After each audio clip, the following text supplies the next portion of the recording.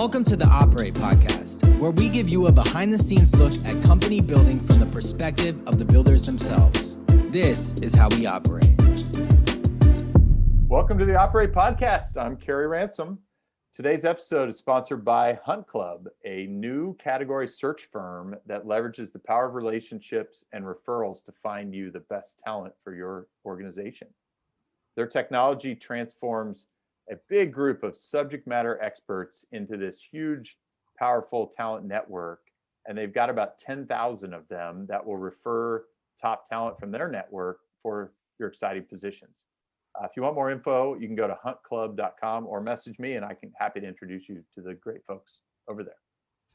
I'm super excited to have Kelly Perdew with me today on the podcast. Kelly and I met, I think it's been over 15 years, just as he was coming back to the world after his time on The Apprentice. And he's been doing so many things since. We always have a fun time chatting. But he's been an entrepreneur, he's been an executive, he's been an apprentice, and for the last several years, he's been a venture capitalist. He's currently managing partner of Moonshots Capital, which is an early stage venture firm primarily, although he's also doing some other things with secondaries that we may talk about today as well. He's been a fixture in the SoCal startup community really as long as I can remember, and that goes back almost 20 years for me. But he's been involved in a number of levels, and really I think even has more of a national platform now. So we'll talk about that and his partner, who's now in Austin, I believe. Kelly's a graduate from West Point, and he got a JD MBA from UCLA, and we met through our mutual UCLA network years ago. Kelly, it's great to have you on the Operate show. Always awesome to talk to you, Kerry.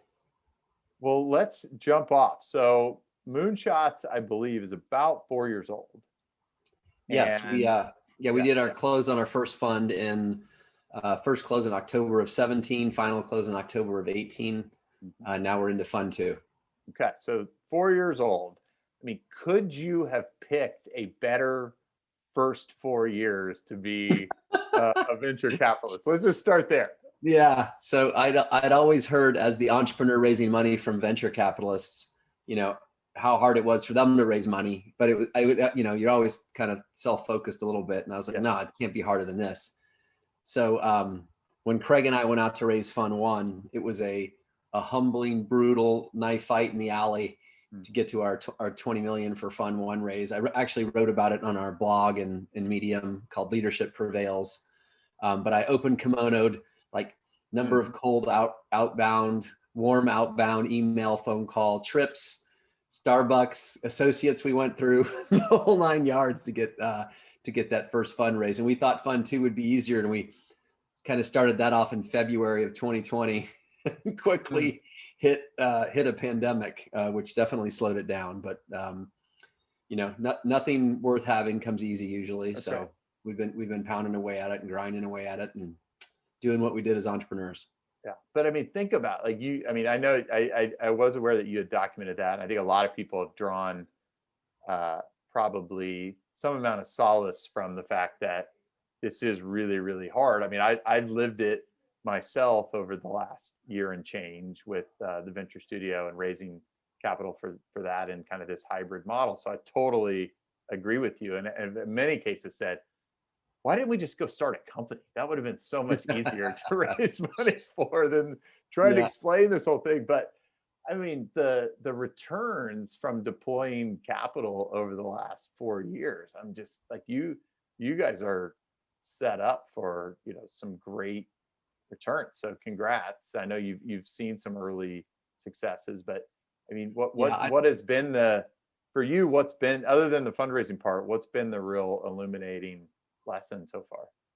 Well, I say about being a venture capitalist, because we have a lot of people who approach us, and when we run we just hired a new associate, Mark Mitchell, who's phenomenal. He also has a military background, was a Green Beret, Goldman Sachs, PIMCO, did some time in venture also.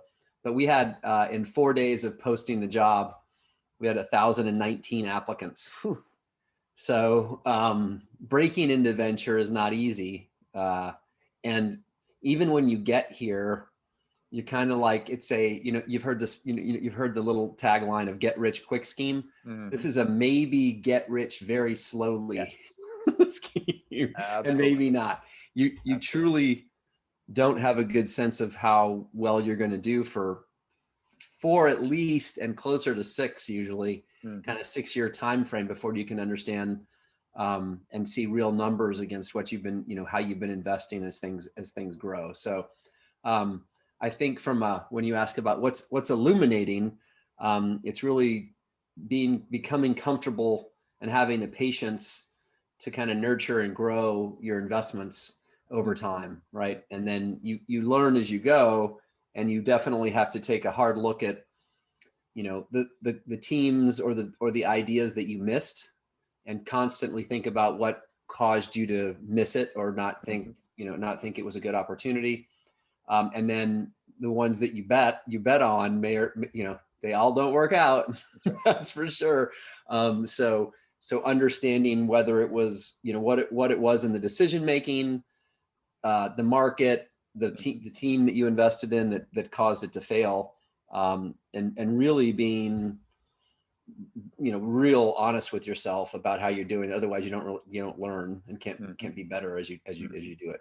And I've also had a phenomenal time learning from other GPs, like the Glenn Solomons of GGV. There are a bunch of them. Ken Seif at Blockchain Capital. There are a bunch of people that I've been on boards with that I've learned a lot from in terms of how to be a board member, how to be a better investor. Sure. Well, you also had the benefit of, having been an entrepreneur, been an executive, you'd been in a bunch of companies, you'd been in the seat, and you'd had board members, right? So I think we all who've had that go, that one was really good, that one was really bad, so Absolutely. You developed a little bit of your own, but I think a lot of this is learned by doing, though. I think you'd probably agree. 100%. Our recommendation always to the founders that we're investing in as we're building the boards is that, especially in the early stages, up through Series C, for sure, you want the board member, whether it's from the VC fund or the independent or whatever it is, that's got actual operating experience, because nothing is a substitute for sweating out a payroll. How do I hire a first salesperson? I'm getting in a fight with my co-founder. Like the stuff that it's impossible to understand and have empathy for unless you've, like you just said, been in the seat. So it is definitely helpful to be longer in the tooth and a little older. Yes. For a lot of the board activity, for sure. Yes, I agree. And I think you summed it up. So you mentioned your new associate had a military background. Just to make sure everyone understands, you have that. I said your partner does, if I recall, and that's actually been a big part of your investing thesis. Yes. As well. So share that kind of military veteran. Your experience and how that's influencing, how you're doing things. Because I think it's really cool. Absolutely, yeah. So Craig Cummings is my founding GP, and he's based out of Austin. He spent a lot of time during his career in the military in DC, and he and I both graduated from West Point, served active duty. He served a lot longer than I did. Bronze Star, military intelligence, helped stand up Cyber Command in the Army, and just has a phenomenal network there. And there are a bunch of neat things that does for us. But so like you said, I've been around a while. So we were doing old school angel investing, which was like, oh, Carrie, I really like your business. I like you. I want to help. I do write angel checks. I'll write you a $25,000 check. I'll get 9 buddies to get me their 25,000 checks, your sight unseen to them, right? And so we got 250,000 from me, got 250,000 from friends and family, got $500,000. Let's start on the path. I'll roll up my sleeves and help you. We need a bridge. How do we get to the next level? And so on and so forth, right? And do a bridge. And he was one of my 9 other phone calls for 25K. And I was one of his when he was in DC as he was doing it, while we were also operating as entrepreneurs. And after, many years of that, literally for me, 10, for Craig, 4 or 5, Naval at AngelList got a no action letter from the SEC for his business model, which was a lead angel could basically be a broker dealer, right? Without a broker dealer license, meaning you could get a whole bunch of people together, raise money, put it in, and get paid for that service. And in the way that you're allowed to get paid that way is through carry, right? So you take carry on all these other angels that are relying on your expertise, your network, your allocation, all that stuff. So we decided to start running syndicates, as you described. We did that from 2014 until 2017 when we decided to raise a committed fund for a bunch of reasons. But now, were you doing that on AngelList, or were you guys doing just we did 2 or 3 of the first ones on AngelList, and then we just took the paper and did it ourselves. So we run it ourselves off of AngelList. I don't know what I've got now, like 5,000 or 6,000 followers on AngelList and a whole bunch of people who invest behind us, but we do it off of AngelList. It was, at least at the beginning, it was kind of expensive. It was a little clunky as they were getting stuff figured out. And it was also almost too slow for what we needed to get done, because you have to move really fast to get into deals and make stuff happen. But they've gotten a lot better, and I can't comment on it in the last. Yeah. Well, you also have other companies that have come up to help do this too, right? I mean, I think Card is getting into that. You got Assure. Yeah. There's so it's become, I mean, the blend is getting really interesting. It sure is. I mean, I want to talk about crowdfunding because I think that's a logical place to go as well. But keep going with the military stuff. So we were at about 75 investments as angels and syndicates when we decided to raise a committed fund.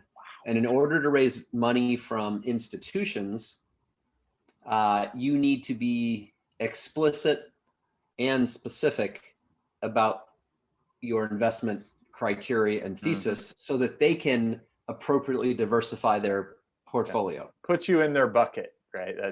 They need to think about you some way, figure out what you are, call you something. What box do you go in? That's right. Yeah. Whether it's stage, geography, sector, whatever it might be. And so Craig and I looked at these 75 deals that we'd invested in over the years, me like over 13 and Craig over 7 or 8 at the time. And we said, okay, what factor are we able to control for at the time of investment that results in a positive outcome, positive, an exit of some sort or return on capital. And the only factor we could come up with that we could control for was the quality of the leadership. And we have definition for the quality of that leadership. But the reason that was important to us and resonated with us is we thought, okay, the only place in the world that hundreds of millions of dollars is spent training people in leadership per se, literally, is in the military.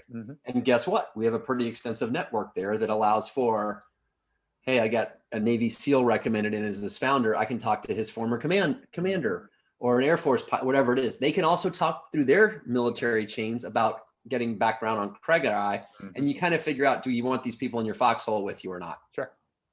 Yeah. So now when we meet, quality control of that program, right? I mean, you went through it, big time. So it's time tested for sure. And we're not exclusive to military veteran because there are a lot of proxies. I mean, a second or third time entrepreneur is battle hardened in the entrepreneurial cycle, and that develops a lot of leadership too. So we said, okay, how do we think about this? What do we do? And so our first criteria is, is it a professional leader? And, are they coachable? Is there a level of integrity? Are they excellent planners?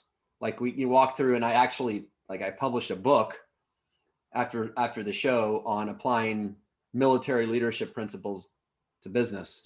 And those leadership principles are kind of how we do an evaluation on the front end. But now, Techstars New York has 15 companies in this cohort. You and I right now could whiteboard and get 90% accuracy, right? There's an AR, there's an IoT, there's probably 3 healthcare ones now with the pandemic that's going on. We'd be about right. There's a logistics and supply chain, there's 2 fintech, and we'd be about right. And guess what? There are literally hundreds of VCs that focus exclusively on servicing each of those sectors. But one of those companies has a former, Navy SEAL on it. Sure. And when the cohort's sitting there working through it, they're like, oh, Navy SEAL, you got to talk to Kelly and Craig at Moonshots Capital. So we get significant deal flow that's stage correct from that standpoint. And then we've got now 90 plus entrepreneurs we've backed who also send us a lot of deal flow. And then we do the normal show up. We're in the ecosystems and we're actively investing. Now from like where you want to play, just so people know, do you typically want to lead as someone back in leaders? Do you guys typically want to for the whole instance, round, or do you like co-investor? Yeah. So for fund one, we invested in 14 companies and we led 11 of the investments of the 14. And Peter wants to lead. It was part of the part of the thesis, of course, but also another reason to have a committed fund, because we were investing checks of 600 to 700 on average K up to 3 million. So it was as if we were operating like a VC, an early stage VC anyway. So that wasn't the issue. The issue was great deal, awesome deal. I do want to provide terms. I do want a board seat because want to help the entrepreneur not bump their head on all the things I bump my head on, entrepreneuring. And we think that's, a significant amount of the value add. So it's that first layer is a focus on leadership. Second is on company building. Craig and I have, 15 operating roles under our belts and a bunch of different sector experiences.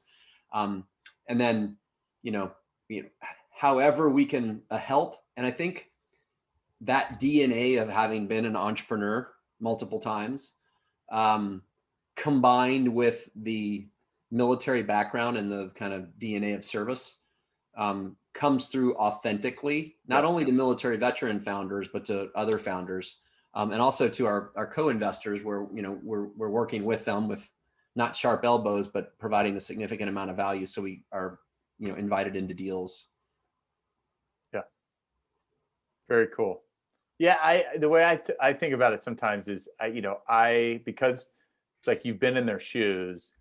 Like I think I often feel like I anticipate things that maybe they don't yet, and that's and in my mind they should probably want that, right? The right founders want that. They go, look, you're out there like talking, thinking about doing some things to learn to try to be helpful. Like I'll take that all day long, and I think that often just they don't get that. It's interesting line to walk, because you want kind of audacious, aggressive, disruptive personalities, right? For a lot of what, a founder is. But you also want coachability, right? I don't want to tell you everything to do, because now I'm running the company, and I stopped doing that. Don't pull me back in. I don't want to be doing that. But I need to know that you heard what I said about my advice. You have to make the decision on your own. Of course. I will say I told you so later.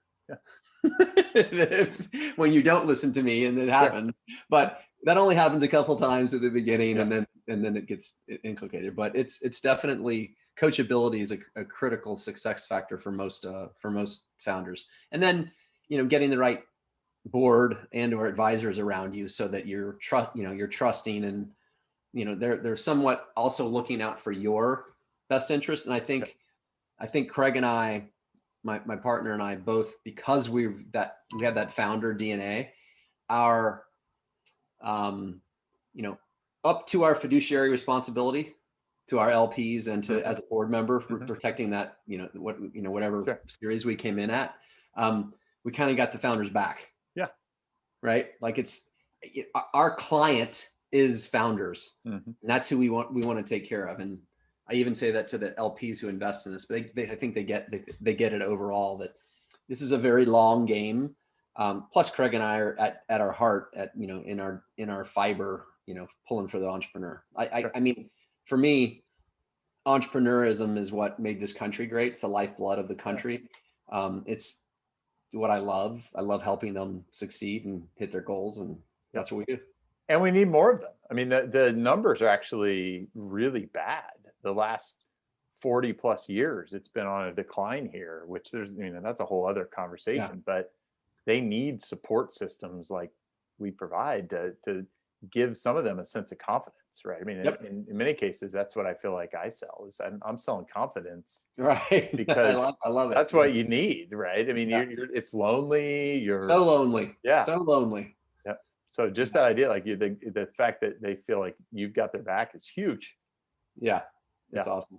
So we were talking a little bit about the syndicates, but I mentioned crowdfunding. I'd love to get your perspective on crowdfunding because it's been somewhat sitting in this, oh, it's adverse selection. There's, only the bad companies go that route. I see it changing really quickly. And, I mean, there's you've probably seen, Arlen is raising for Backstage Capital on a crowdfund and doing well right now. I mean, I just think it's a fascinating topic, but I'd love your perspective on it as you look at, do you want to invest alongside that in one of your companies? How do you think about it, even discussing it with the founder? I am open to kind of all. There are very good funding mechanisms for all types of companies, and frequently VC is not appropriate. And for some types of companies, I think that crowdsourced funding is fantastic, right? If it's especially, obviously for like direct to consumer, not super expensive products or services that are focused on direct to consumer, things that, and, in Buffett's esteemed wisdom, like things you can know, things you actually like and want to have as a product or a service, you're able to invest in something like that. It's a phenomenal feedback loop. What you don't get, I think, especially from a VC backable entity, is that kind of corporate governance, the discipline that's associated with providing a plan that somebody who understands and knows what can be wrong with or needs to be fixed or changed about the plan. You don't get any of that. But I think that entrepreneur by definition is scrappy, right? And leadership's basic definition is the ability to motivate others to action. So if you're able to fund, and your job is to keep fuel in the tank, that's right. That's, that's right. Creative That's a primary job. That's right. Put a team around you, convince others, motivate others to action. Right. And if you can get funded through that source, that's phenomenal. Like, and if it's crowdfunded against, it's like pre-sales, right? That's to me, in every instance, sales cures everything. So it's a key indicator that you're meeting a need. If you're growing it, nobody can argue with you. The faster you get to that point, the more you're in control of your own destiny, meaning you don't have to come to people like me for money. And I think for a micro fund, right, under $150 million fund, we can be extremely excited, as everyone should be, if you grow a $50 million business or $100 million. That's crazy. I mean, that is such an outlier. That could happen, right? And you have legacy changing impact of wealth on your family as the entrepreneur. That's right. The employees all make out phenomenally, and the early stage investors do fantastic. The only kind of entities are like the higher in the stack funds who have 400 million, 800 million, $1 billion hurdles before they have to return capital. So you have to be a $1 billion exit. Like a $100 million exit is like, I just wasted 3 years on the board helping you, and that didn't work. Exactly. It gets kind of weird. So we love, at our size, being able to identify with. It doesn't mean that some of the early stage entrepreneurs that we invest in don't say, hey, I'm playing long ball, I am going for $1 billion, and these are the reasons why, and I know what I'm trading off. But it's a place that Craig and I like to play, meaning like we love to work, but it feels like play because we love it. Yep.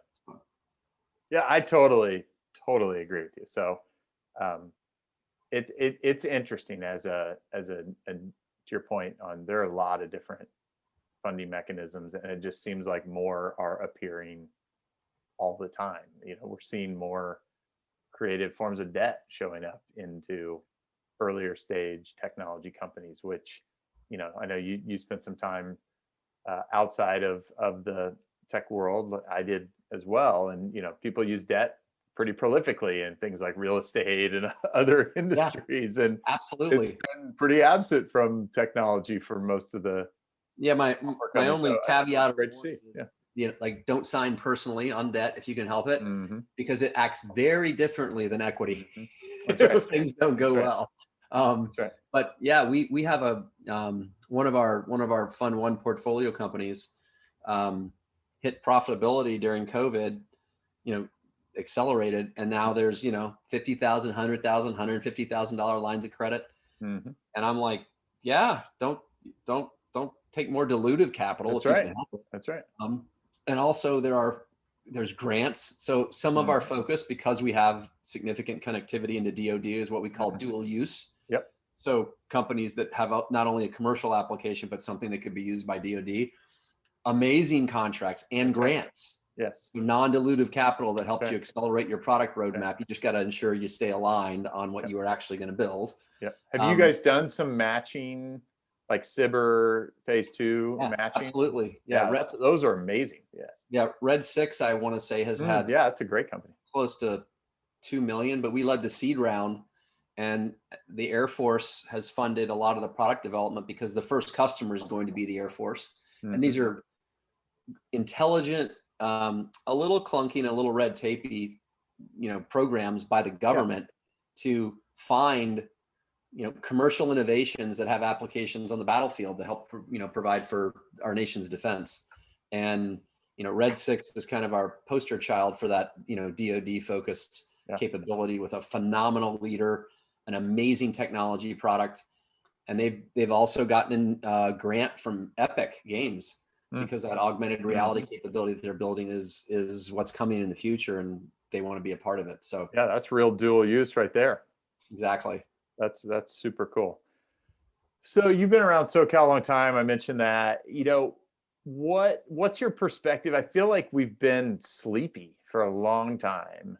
People have just been kind of doing stuff, building stuff, but somewhat quietly on the national, global scale, and which is somewhat odd given that we've got Hollywood right here, right? Like, you think all these people that are great at telling stories, great at hype, and yet there have been great entrepreneurs here for a long time, just kind of quietly. Like, how would you, as you think about it, like, why is that? And I mean, I think it's changing rapidly, but how would you think about like the last 15 years and maybe the most recent 5? I would say that exactly on the breakdown that you just did. So up until 5 years ago, I would say that the hit on the SoCal, entrepreneurial focus has been around, and I don't even think it's a hit. It's like a left-handed compliment. It's like the entrepreneurs that I worked with and that I've seen and that have been around in Southern California have always had the same mentality that we have for our investment. So when we invest in the late seed round, like the seed before you go to A to grow, to help grow, we want to be leading the round with $750K to $2 million on a $2.5 to $4 million round that takes the company, after we've done heavy scrub on the projections, that takes the company 18 to 24 months, wherein you're hitting operational metrics that either you're hitting the operational metrics that warrant another round of financing, or something bad happens. We didn't know there was going to be a pandemic, obviously, but we lost 0 of our companies because of the pandemic. If something bad happens, the entrepreneurs are in control of their own destiny, i.e. they could lower their costs or expenses and have enough revenue that they're not, oh my gosh, I have to raise money or we're done. And that's a business building mentality, meaning profitable business building mentality, not we have to own the entire market.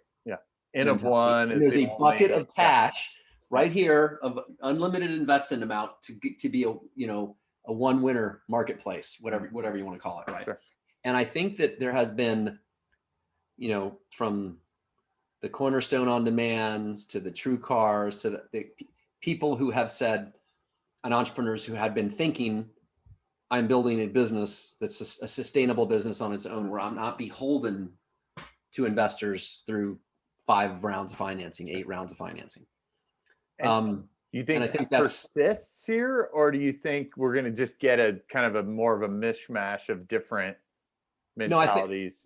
I think with the proliferation of additional early stage capital, a flight of phenomenal entrepreneurs from San Francisco to Los Angeles. I don't know generally about I know it's a net negative in terms of the people staying in California. I think unfortunately there are a whole bunch of factors that are causing, exodus from California for people who have the ability and, wherewithal to make that happen. They do it. Even entire companies, right, are exiting. That's a problem that needs to be solved for sure. Long-term growth. But, I believe that the LA ecosystem is, poised for a massive amount of continued growth. And I think it's because there's more money, there's more talent, and then there's the second generation of the Snaps, Cornerstones, TrueCar, like they're all delivering out, significant talent that has, like we said, understands how the process works and has the wherewithal to make stuff happen. So that's right. Yeah, it's been, I think the culture, to me, the culture change is the big shift of, I'm seeing others do it, I can do it. Like you're just getting enough of a density now. Yeah. Where it's not, let me go find the next job. It's no. Hey, I got a little bit of success. I can envision how I can go do this. So that's what's been super exciting and encouraging. And I think the accelerators, incubators, multiple sectors, whether it's like, on the accelerators and incubators like Mucker and Amplify and, SpaceX obviously is pretty massive. And that's an old technology sector that's new again. Yeah. Obviously for a lot of different big way. Yeah. Crazy. Yeah. You just, anywhere you look, you start to see, and LA is so spread out, and that there can be that many sectors that are affected or impacted by what's going on. It's fun to watch. It's a very interesting time to be here. That's right. Is that changing your investment theses at all? Well, Craig and I are co-headquartered. I mean, Craig and I. So now you guys are covering 2 areas. Yeah. Yeah. So Austin's been booming. Yes. Right. Big time, coming on strong, and he's ensconced there. And I've been here, as you said, since I guess there were just dinosaurs, but I've been here for a while. We're just continuing to raise and deploy capital into the most exceptional leaders that we can find across a whole bunch of different sectors, and there's a lot to choose from in here in LA. There definitely is. Absolutely. Yeah, I think that's been the exciting part too. Is your number of choices, which on one hand is overwhelming, but hey, I think as doing the job you do, having a lot of choices is a good thing.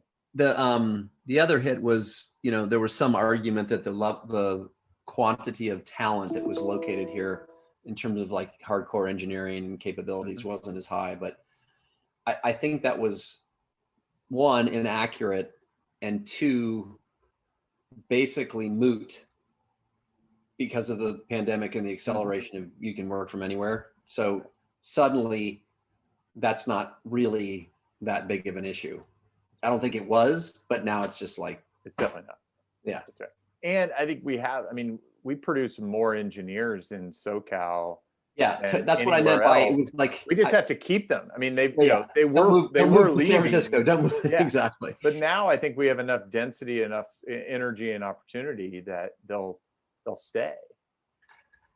There are pretty massive opportunities, and a lot of our, from a portfolio company standpoint, the cost of headcount and running the business based here is significantly less than up north.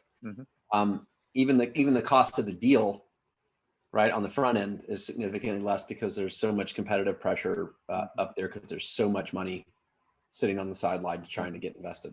Yes, agree.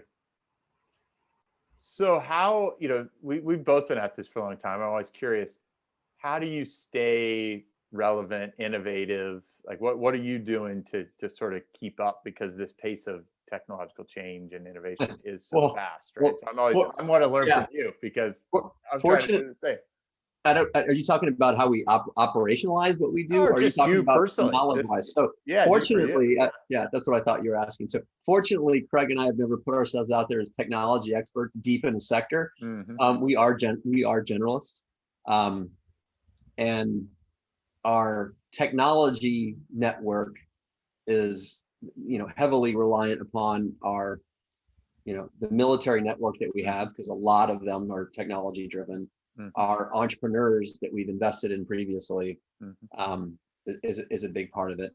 But we've had, for conducting due diligence, for helping on the build of the company, our highest and best use. We don't pitch that we help you build the technology products.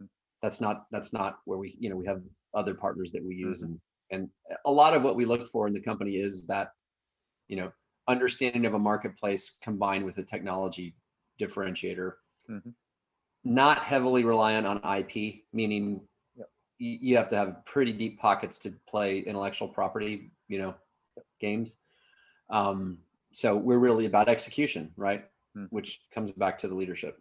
So what about operationally then? Are you seeing, I mean, obviously you just mentioned that, the pandemic obviously caused this kind of work from anywhere imposed on a lot of people that weren't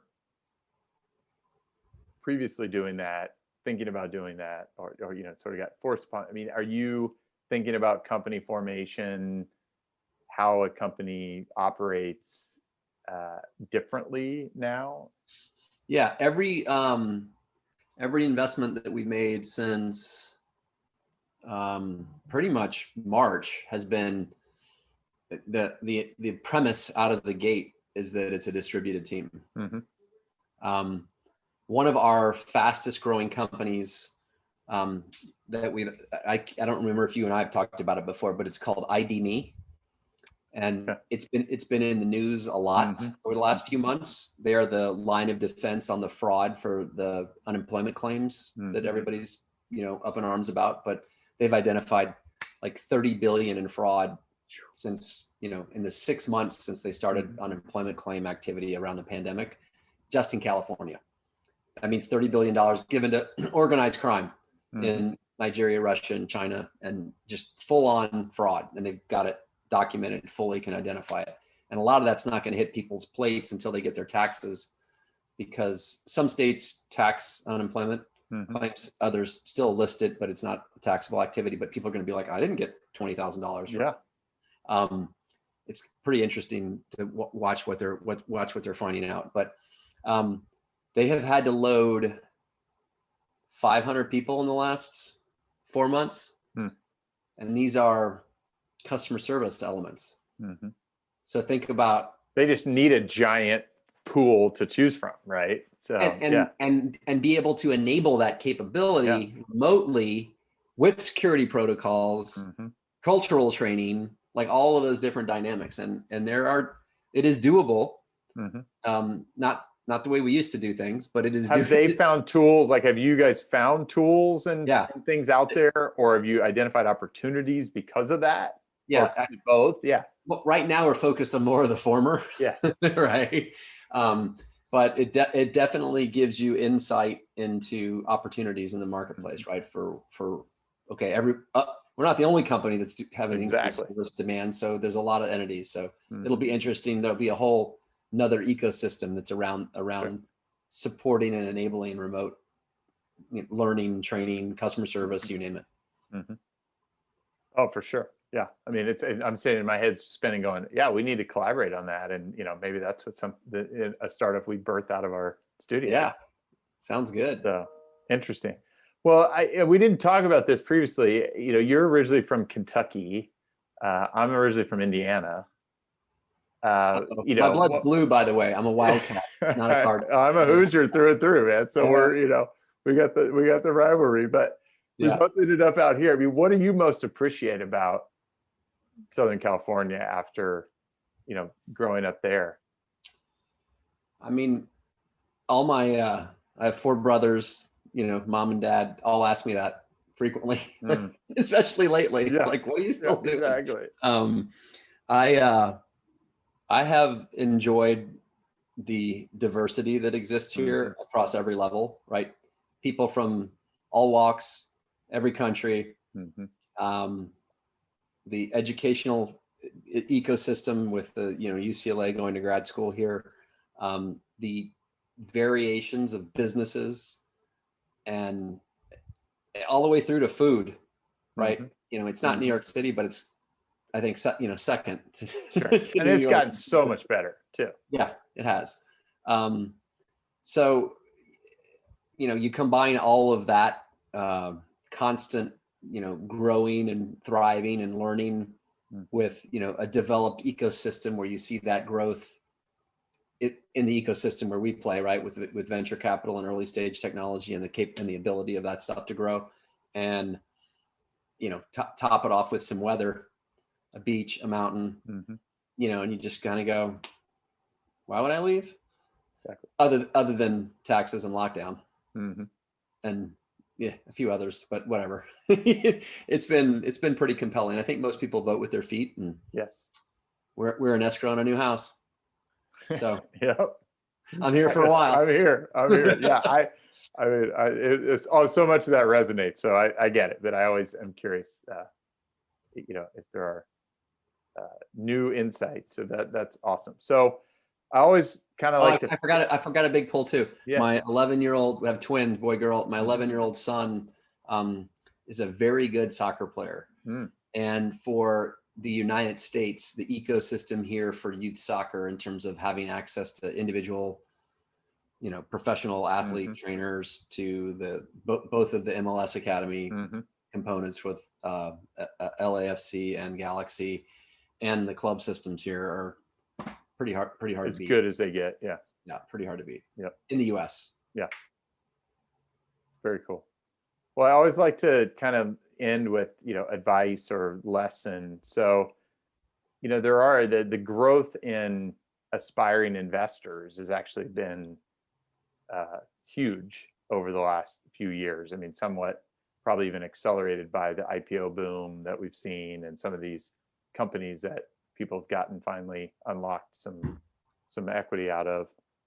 But as you think about aspiring investors, like you, I was doing it as a sort of part-time or investing in my own things for well over 15 years before I decided to sort of make it more my primary. What's your advice for aspiring investors that are thinking about either, hey, maybe I should start making some angel investments, or other kind of getting into the early stage investing game? Absolutely. Yeah. So I learned from one of the best, I think, and Luis Villalobos. Sure. Passed away, but he founded the Tech Coast Angels. He was a founding board member of the Angel Capital Association.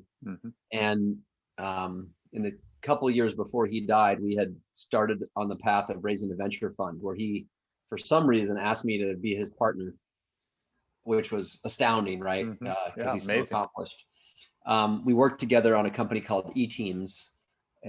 Tech Coast Angels made an investment into it, and Brian Johnson was the founder and CEO, and I was one of the first professional hires, and eventually became a president and board member, and got to know Luis through that investment. But his recommendations to me, I still remember and think about. He said because he was a mathematician, ran Monte Carlo simulations on all the investments that were occurring in Southern California, had all the data from the Tech Coast Angels and the Angel Capital Association, and helped set up DC Angels, New York Angels. Like, this guy was a mensch, right? His advice that I followed has been that in order to to take advantage of the asset class return, which is very, very high, you have to have a diversification. And what happens to most angel investors is they meet a cool entrepreneur, or they go to a dinner where there's 3 pitches. They put a $25,000 or $50,000 check in 3 times, and one of those companies goes out of business, and they're like, and the significant other is like, that's like the first part of a college education. What have you done? And they stop at 3 or 4 investments. And in order to get diversified, you need to be at 20 to 25 unit bets.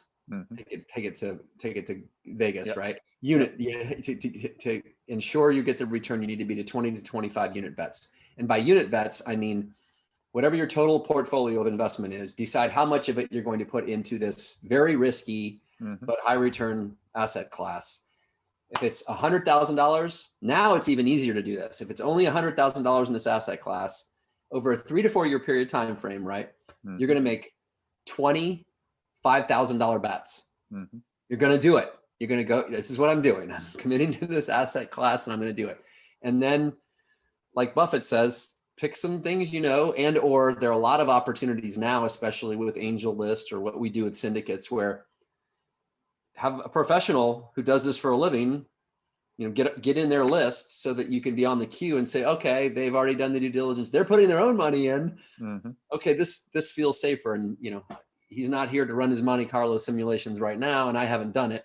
But, it might be when you invest alongside those types of individuals, it may be only 10 or 15 that you need to get to your diversification. But that's my recommendation. Whimsical. Oh, I happened to go to a dinner with a buddy and I dropped 25 or 50K when I only have maybe 100K to put in this asset class. You could get lucky, but that's all it would be. Yeah. And if you do, know that's what it is. Yeah. Right. Don't think you're a great It may investor. take you 20 more before you get lucky again. Right. Yeah. Exactly. Yes. Yeah. I think that's phenomenal advice. So, Kelly, thanks for joining. Thanks for, absolutely, Kerry. We don't get to hang out nearly as often enough, but I always enjoy it. Always appreciate your perspective and your wisdom. And thanks for all you do in SoCal. I mean, you've been a fixture here, as I said, for a long time. I think that continuity is important. And we have seen a lot of new folks come in, and I think we recognize that's good for the ecosystem. It's not a bad thing. And build upon what's here. So thanks for doing all you do. And, I was serious. I think I'm excited to see what we can work on together in the next couple of years. Awesome. Thanks for having me on, Kerry. Thank you for listening to this week's episode of Operate Podcast. If you like this conversation, as a favor to me, you can rate us, review us, or subscribe, or tell your friends. You can also reach out to us on Twitter at Operate Podcast. Until next week, get out there and operate.